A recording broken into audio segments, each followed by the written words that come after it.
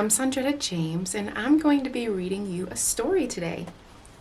First, do you know what a trombone is? What about any other instruments? Well, today I'm going to read you a story called Trombone Shorty. Are you ready? Trombone Shorty is written by Troy Trombone Shorty Andrews, and the pictures are by Brian Collier. What I want you to do is listen out for any other instruments you might hear about.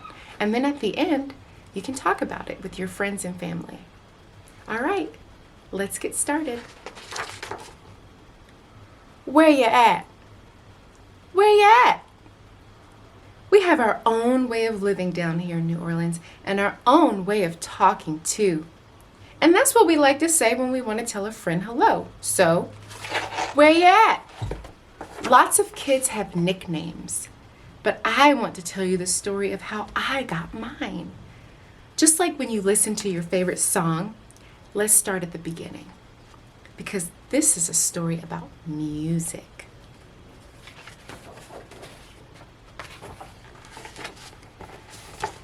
But before you can understand how much music means to me, you have to know how important it is to my hometown, my greatest inspiration. I grew up in a neighborhood in New Orleans called Treme. Any time of the day or night, you could hear music floating in the air. And there was music in my house too. My big brother James played the trumpet so loud, you could hear him halfway across the town. He was the leader of his own band, and my friends and I would pretend to be in the band too. There's one time every year that's more exciting than any other: Mardi Gras. Parades fill the streets and beaded necklaces are thrown through the air to the crowd. I love the brass bands with their own trumpets, trombones, saxophones, and the biggest brass instrument of them all, the tuba, which rested over the musician's head like an elephant's trunk. Where you at? Where you at? The musicians would call. All day long, I could see brass bands parade by my house while my neighbors danced along. I loved these parades during Mardi Gras because they made everyone forget about their troubles for a little while. People didn't have a lot of money in Treme, but we always had a lot of music. I listened to all these sounds and mixed them together just like how we make our food. We take one big pot and throw in sausage, crab, shrimp, chicken, vegetables, rice, whatever's in the kitchen, and stir it all together and let it cook. When it's done, it's the most delicious taste you've ever tried. We call it gumbo, and that's what I wanted my music to sound like. Different styles combined to create my own musical gumbo. But first, I needed an instrument. The great thing about music is that you don't need a real instrument to play. So my friends and I decided to make our own. We might have sounded different from the real brass bands, but we felt like the greatest musicians of Treme. We were making music, and that's all that mattered. Then one day, I found a broken trombone that looked too beaten up to make music anymore.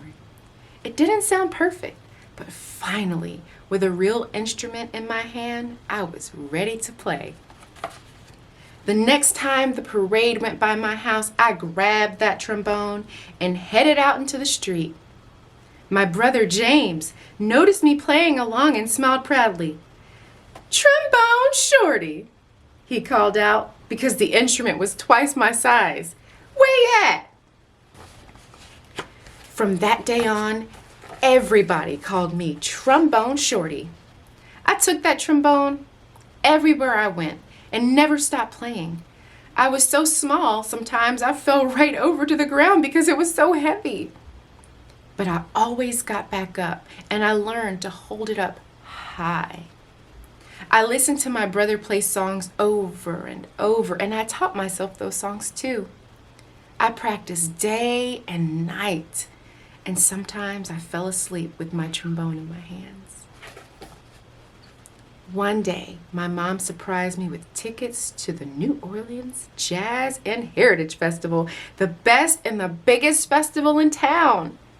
We went to see Bo Diddley, who my mom said was one of the most important musicians of all time. As I watched him on stage, I raised my trombone to my lips and started to play along. He stopped his band in the middle of the song and asked the crowd, "Who's that playing out there?" Everyone started pointing, but Bo Diddley couldn't see me because I was the smallest one in the place. So my mom held me up in the air and said, "That's my son, Trombone Shorty." "Well, Trombone Shorty, come on up here," Bo Diddley said. The crowd passed me overhead until I was standing on stage next to Bo Diddley himself. I walked right up to the microphone and held my trombone high, up in the air, ready to blow.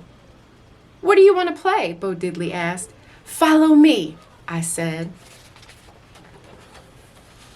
After I played with Bo Diddley, I knew I was ready to have my own band. I got my friends together and we called ourselves the 5 o'clock band because that was the time we went out to play each day after finishing our homework. We played all around New Orleans. I practiced and practiced, and soon my brother James asked me to join his band. When people wondered who the kid in his band was, he'd proudly say, "That's my little brother, Trombone Shorty. Where you at?" And now I have my own band called Trombone Shorty and Orleans Avenue, named after the street in Treme. I've played all around the world, but I always come back to New Orleans. And when I'm home, I make sure to keep my eyes on the younger musicians in town and help them out, just like my brother did for me.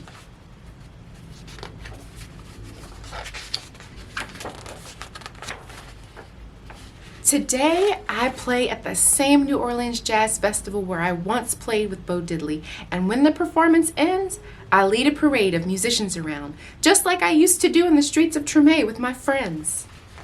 "Where you at? Where you at?" I still keep my trombone in my hands, and I will never let it go.